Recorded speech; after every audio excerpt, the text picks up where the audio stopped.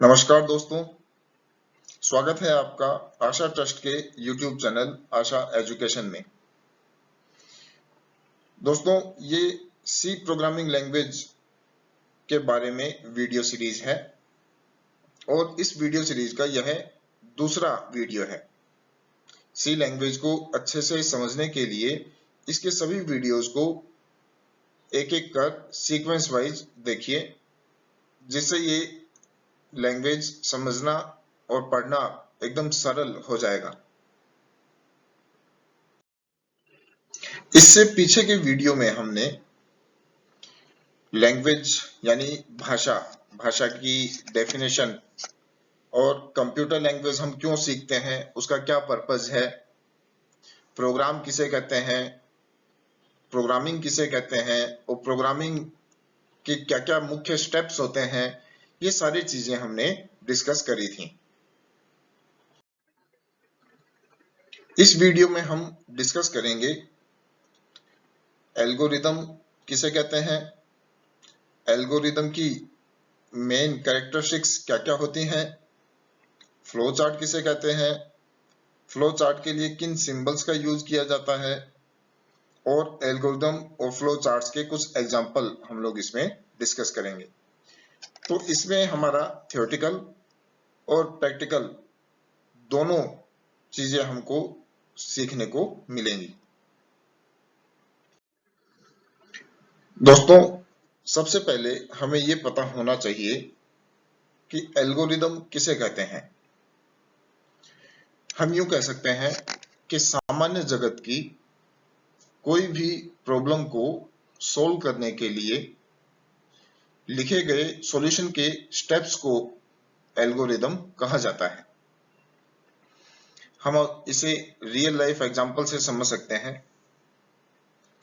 कि यदि हम फैमिली टूर प्लान करते हैं कि हम हिल स्टेशन घूमने के लिए जाएंगे, तो उसमें सबसे पहले हम किस जगह पर जाएंगे, उसके बाद नेक्स्ट लोकेशन क्या होगी, उसके बाद हम कहाँ घूमेंगे, तो स्टेप वाइज हम लोग चीजों को नोट कर लेते हैं या हम एक टूर प्लान बनाते हैं।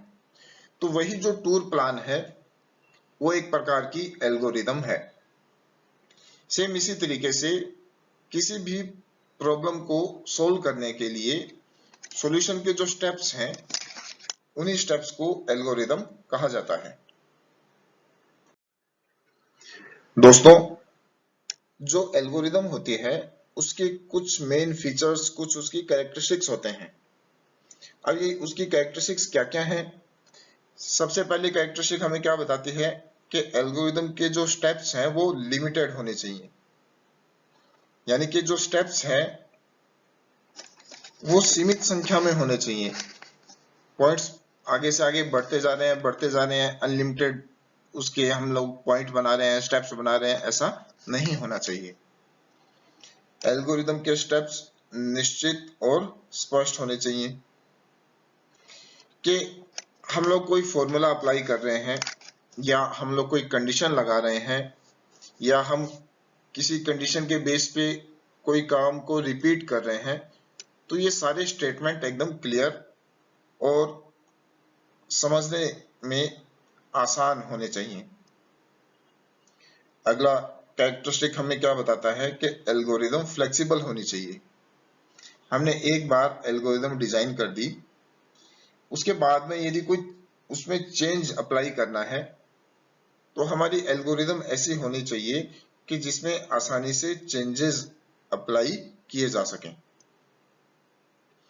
अगली कैरेक्टरिस्टिक हमें बताती है कि एल्गोरिदम में इनपुट और आउटपुट होना चाहिए। हम लोग कोई भी एल्गोरिदम बनाते हैं उसमें प्रॉपर इनपुट होता है और उसको प्रोसेस करके एल्गोरिदम एक आउटपुट जनरेट करती है। तो एल्गोरिदम के अंदर उसके जो हमने स्टेप्स बनाए हैं, प्रॉपर इनपुट और आउटपुट उसमें मेंशन होना चाहिए। एल्गोरिदम की एक और कैरेक्टरिस्टिक हमें क्या बताती है कि ये एफिशिएंट होनी चाहिए। एफिशिएंट से मीन कि किसी एक एल्गोरिदम को, किसी एक प्रॉब्लम को सोल्व करने के लिए कई सारे मेथड्स, कई सारे एल्गोरिदम हो सकते हैं। तो हमको उन एल्गोरिदम्स में से उस एल्गोरिदम को सिलेक्ट करना होता है, उस मेथड को सिलेक्ट करना होता है जो सबसे कम टाइम में, सबसे कम मेहनत में अपना सही रिजल्ट जनरेट कर रही हो, सही आउटपुट जनरेट कर रही हो। और जो एल्गोरिदम है वो इम्प्लीमेंट करने योग्य होनी चाहिए। इम्प्लीमेंट मीन्स अप्लाई करने की योग्य, यानी हमने उसके एल्गोरिदम तो बना दी, उसके स्टेप्स तो बना दिए, लेकिन वो इम्प्लीमेंट करने के लिए एलिजिबल ही नहीं है या इम्प्लीमेंट करने के लिए और पॉसिबल ही नहीं है, तो ऐसा नहीं होना चाहिए। अब डिस्कस करते हैं फ्लो चार्ट। जो एल्गोरिदम है उसी को ही यदि अपने ग्राफिकल रूप में रिप्रेजेंट कर देते हैं तो वो फ्लो चार्ट बन जाता है।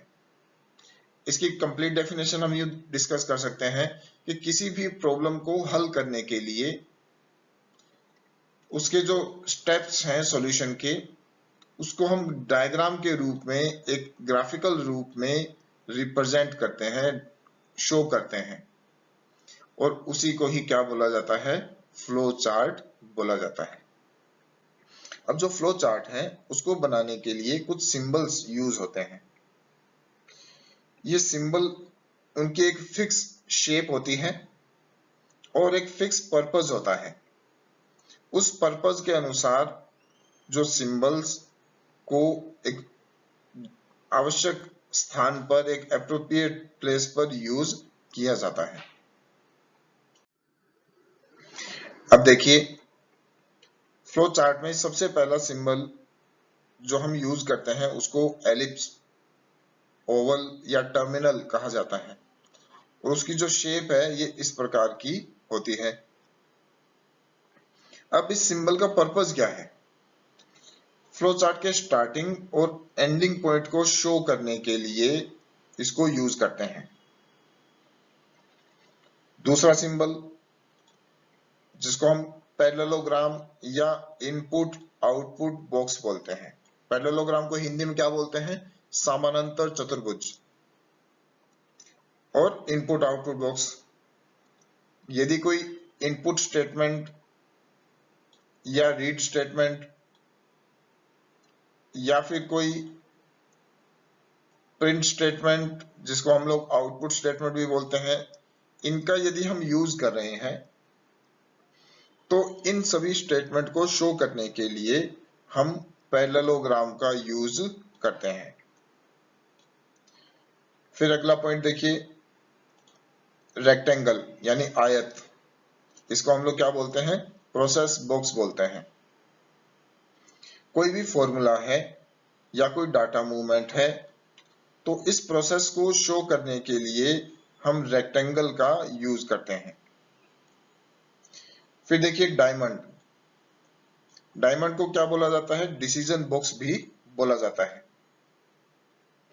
कई बार एल्गोरिदम के अंदर या कई बार प्रॉब्लम ऐसी होती है जिसमें हमको कुछ डिसीजन लेने होते हैं किसी कंडीशन के बेस पर।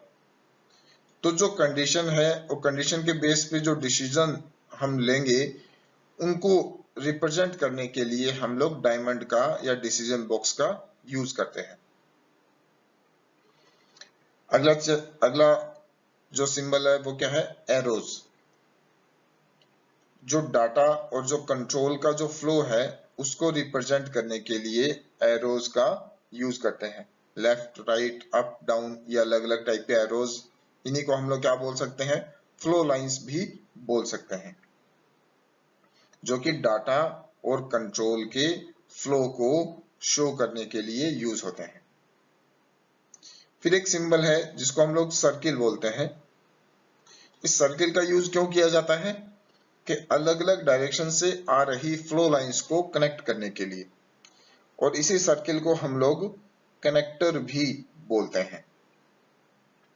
तो ये सारे सिंबल्स थे, और इन सभी सिंबल्स का हमने देखा एक स्पेशल पर्पस है, स्पेशल यूज होता है। उसी पर्पस और यूज के लिए इन सिंबल्स को हम लोग फ्लो चार्ट में अप्लाई करेंगे।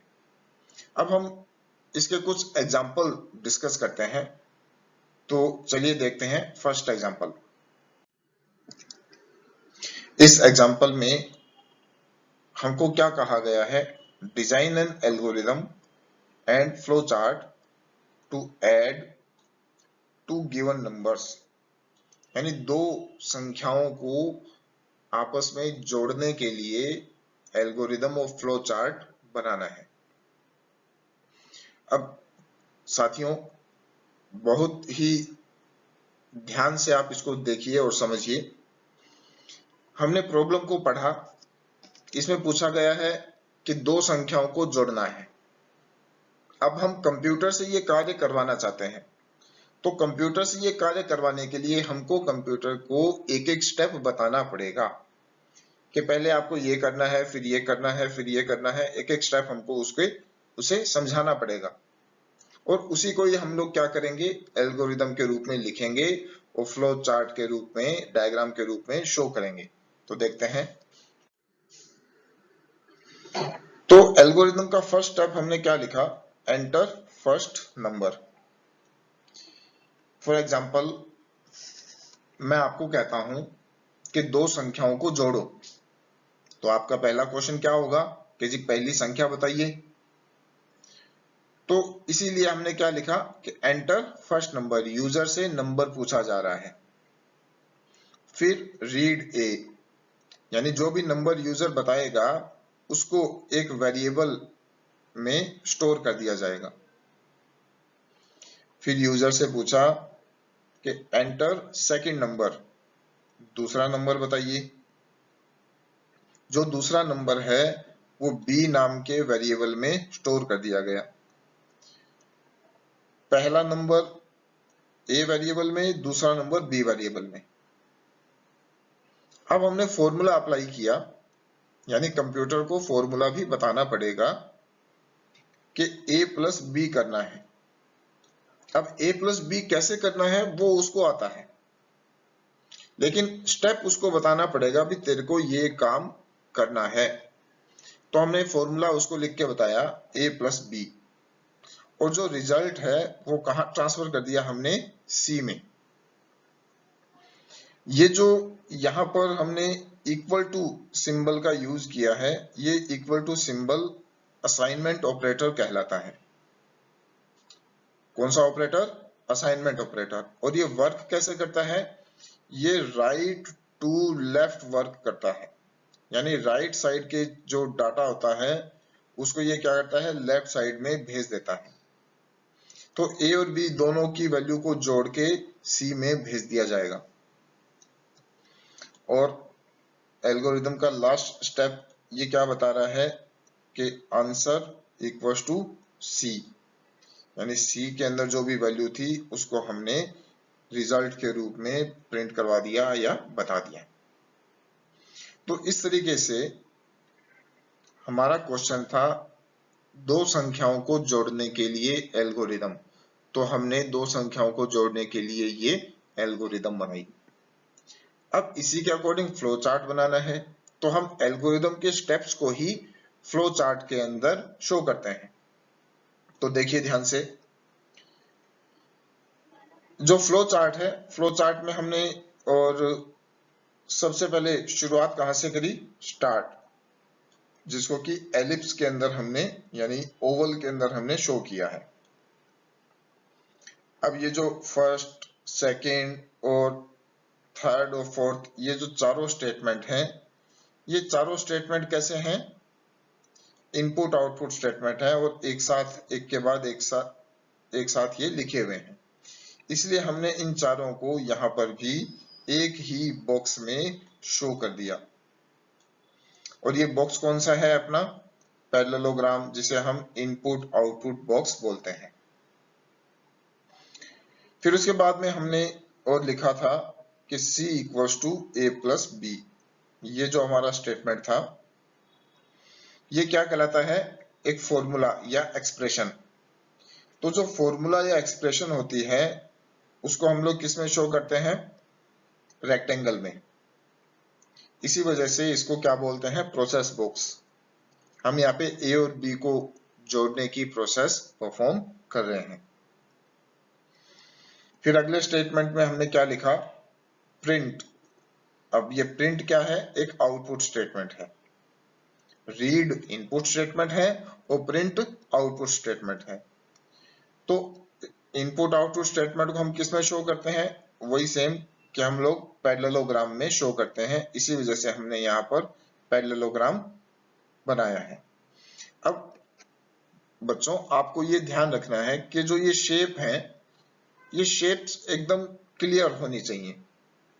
इनके जो ये कॉर्नर्स हैं एकदम शार्प होने चाहिए और डिफरेंस पता लगना चाहिए कि ये जो शेप है ये अपनी और पैरेललोग्राम है, ये जो शेप है ये अपना रेक्टेंगल है, और ये जो अपना टर्मिनल है।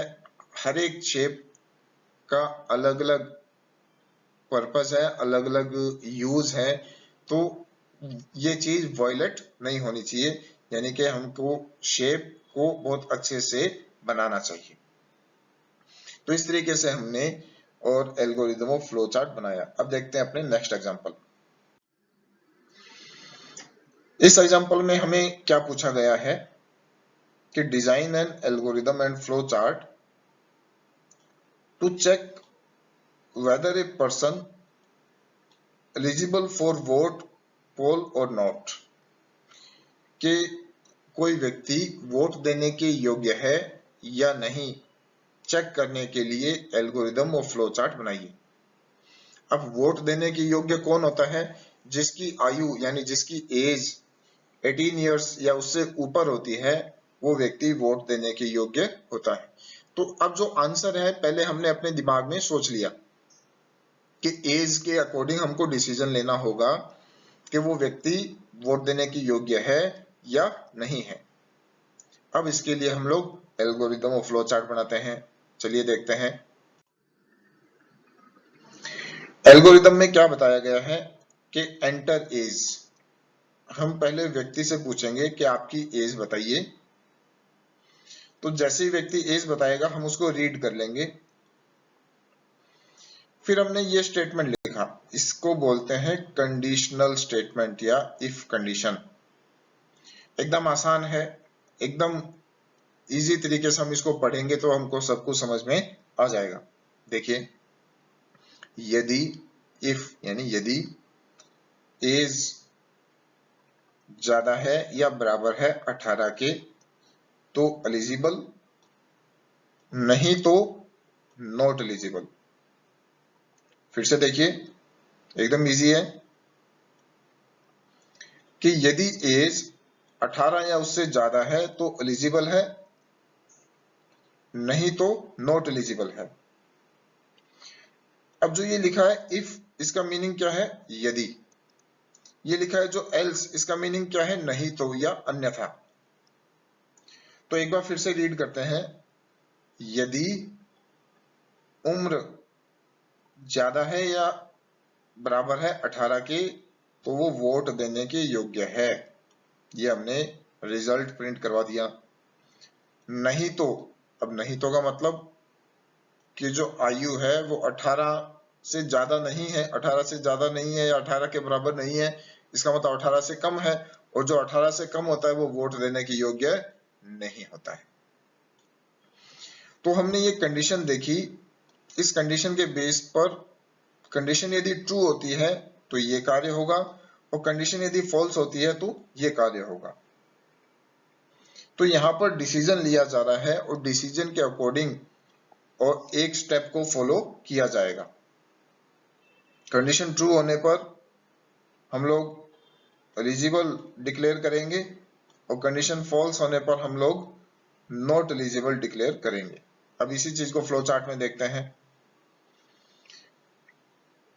स्टार्ट किया हमने, print, enter A, read A, ये सारा हमने इनपुट आउटपुट बॉक्स में लिखा। अब यहां पर हमने क्या किया, देखो ध्यान से, डायमंड का यूज किया है। डिसीजन बॉक्स इसी को ही कहा जाता है जो कि डिसीजन लेने में हेल्प करता है। अब इस डायमंड से दो रास्ते निकल रहे हैं। एक रास्ता जो कि कंडीशन ट्रू बताता है, यानी कंडीशन कहां पर ट्रू है, और दूसरा रास्ता फॉल्स बताता है कि कंडीशन कहां पर फॉल्स है। अब एग्जांपल से समझते हैं कि यदि एज 18 या उससे ज्यादा है तो वो कहां आएगा, इस साइड में आएगा, यानी ट्रू है कंडीशन, कंडीशन ट्रू है तो क्या बताएगा वो, एलिजिबल फॉर वोट, और उसके बाद में एंड। और यदि कंडीशन फॉल्स है, कंडीशन फॉल्स होने पे वो इस डायरेक्शन में आएगा, इस डायरेक्शन में आके और ये रिजल्ट प्रिंट करवाएगा कि नॉट एलिजिबल फॉर वोट और एंड।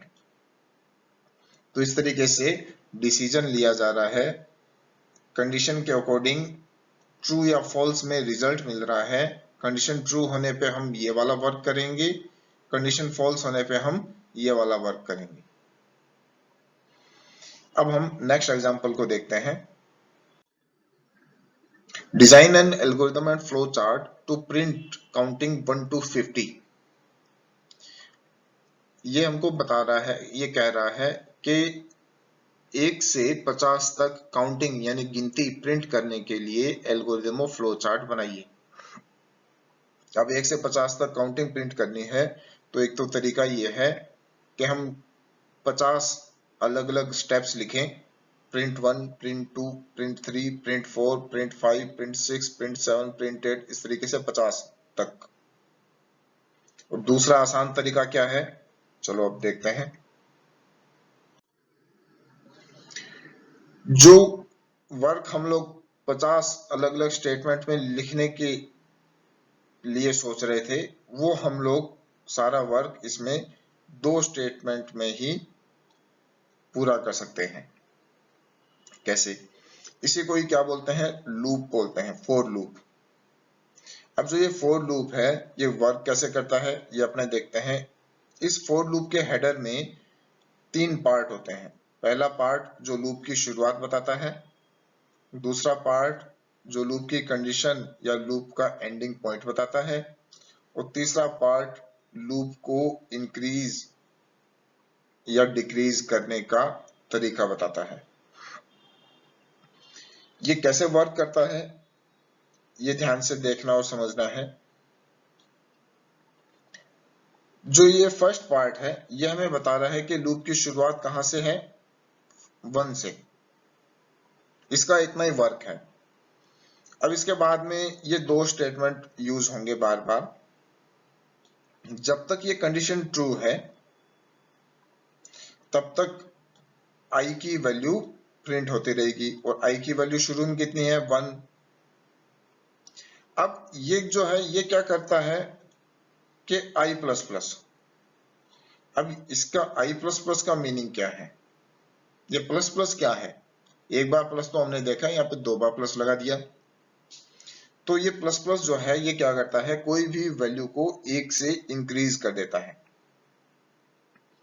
तो आई की जो भी वैल्यू होगी उसको ये 1 से इंक्रीज कर देगा।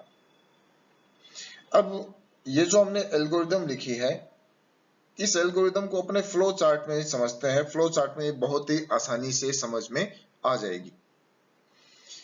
जैसा कि हमने शुरू में डिस्कस किया कि इसको क्या बोलते हैं, फॉर लूप बोलते हैं, और लूप का मीनिंग क्या होता है, एक गोला, एक सर्किल बनता है। अब ये सर्किल कैसे बनता है और यहाँ पर ये कैसे वर्क कर रहा है, फ्लो चार्ट में बहुत आसानी से समझ में आ जाएगा। तो चलिए देखते हैं। जो हमने ये स्टेप लिखा i = 1, वही सेम स्टेप यहाँ पर लिखा हुआ है हमने प्रोसेस बॉक्स में i = 1। फिर जो हमने ये कंडीशन लिखी वही सेम कंडीशन हमने यहाँ लिखी हुई है कि i <= 50। अब ये कंडीशन चेक होगी, कंडीशन टेस्ट होगी, और इसके अकॉर्डिंग ट्रू या फॉल्स का रिजल्ट मिलेगा। मान लीजिए कि यदि ट्रू रिजल्ट है तो ये इस डायरेक्शन में आएगा, और यदि कंडीशन फॉल्स होती है तो ये इस डायरेक्शन में आएगा। अब ये कैसे काम कर रहा है अब देखते हैं। शुरुआत में आई की वैल्यू कितनी है, आई की वैल्यू 1 है। कंडीशन चेक होगी, क्या 1 छोटा है 50 से, ये ट्रू है। तो ट्रू है तो हम लोग यहाँ नीचे आएंगे और प्रिंट आई, आई की वैल्यू प्रिंट हो जाएगी। आई की वैल्यू कितनी है, फिलहाल 1 है। अब ये क्या करता है, आई प्लस प्लस आई की वैल्यू को 1 से इंक्रीज कर देगा। अब ये 1 है तो आई की वैल्यू अब कितनी हो जाएगी, आई प्लस प्लस करने पर 2 हो जाएगी। और ये वापस कहां जा रहा है, ऊपर जा रहा है। फिर से कंडीशन चेक हो रही है, क्या 2 छोटा है 50 से, यस। यानी यस के केस में हम नीचे आ रहे हैं। नीचे आके हमने क्या किया, फिर से प्रिंट आई, तो आई की वैल्यू 2 प्रिंट हो गई। फिर आई प्लस प्लस आई की वैल्यू कितनी हो चुकी है, 3। फिर से हम ऊपर गए, फिर से कंडीशन चेक हुई, क्या 3 छोटा है 50 से, यस। हम नीचे आए, प्रिंट आई, आई को प्रिंट किया, फिर आई प्लस प्लस आई की वैल्यू 4। फिर हम ऊपर गए, फिर कंडीशन चेक हुई। तो इस तरीके से ये क्या बन रहा है, देखिए एक गोला बनता है, एक लूप बन रहा है। इसी को ही क्या बोलते हैं, लूपिंग स्टेटमेंट। और ये लूप कब तक चलता रहेगा, जब तक ये कंडीशन ट्रू है तब तक ये लूप चलता रहेगा। अब के आई की वैल्यू इस तरीके से बढ़ते बढ़ते 50 तक पहुंच गई, तो कंडीशन चेक होगी, क्या आई बराबर है 50 के, हाँ है तो वापस नीचे आएगा, प्रिंट आई, आई की वैल्यू 50, ये यहाँ प्रिंट हो जाएगी। अब आई की वैल्यू 50 प्रिंट हो गई। फिर ये क्या करेगा अगले स्टेप में, आई प्लस प्लस आई की वैल्यू अब कितनी हो जाएगी, 51 हो जाएगी। फिर ये कंडीशन चेक करेगा ऊपर जाके, क्या 51 छोटा है या बराबर है 50 से, नो, यानी फॉल्स। यानी ये कंडीशन क्या हो गई, इस बार फॉल्स हो गई, क्योंकि जो 51 है आई की वैल्यू, वो 50 से छोटा भी नहीं है और 50 के बराबर भी नहीं है, यानी कंडीशन फॉल्स है। तो फॉल्स होने के केस में हम यहाँ आएंगे और यहाँ आके नीचे एंड, यानी ये लूप अपना खत्म हो जाएगा। तो इस तरीके से हमने देखा कि एक काम को 50 बार रिपीट करना था और उस काम को अलग अलग बार 50 बार लिखने की बजाय हमने क्या किया, लूपिंग स्टेटमेंट का यूज करके लिखा और 2 ही स्टेप्स में हमने और उस काम को पूरा कर लिया। तो इस तरीके से जो कंप्यूटर है किसी काम को रिपीट करने के लिए लूपिंग स्टेटमेंट का यूज करता है। और इस तरीके से हम लोग एल्गोरिदम और फ्लो चार्ट के अंदर लूपिंग स्टेटमेंट को शो करवाते हैं या इंप्लीमेंट करते हैं। तो आज की इस वीडियो में हमने एल्गोरिदम के बारे में पढ़ा, एल्गोरिदम किसे कहते हैं, हमने एल्गोरिदम की कैरेक्टरिस्टिक्स पढ़ी, हमने फ्लो चार्ट की डेफिनेशन और फ्लो चार्ट के सिंबल्स के बारे में पढ़ा और हमने कुछ एग्जांपल भी डिस्कस किए। नेक्स्ट वीडियो में हम सी लैंग्वेज, जो हमारी प्रॉपर सी लैंग्वेज है, वो शुरू हो जाएगी और सी लैंग्वेज का जो कैरेक्टर सेट है वो हम लोग पढ़ेंगे और उसके अलावा हम लोग सी टोकन्स के बारे में डिस्कस करेंगे। तो आज की वीडियो में इतना ही। आप सभी का बहुत बहुत धन्यवाद। वीडियो पसंद आया है तो इसे लाइक कीजिए, शेयर कीजिए और हमारे चैनल को सब्सक्राइब कीजिए। Thank you.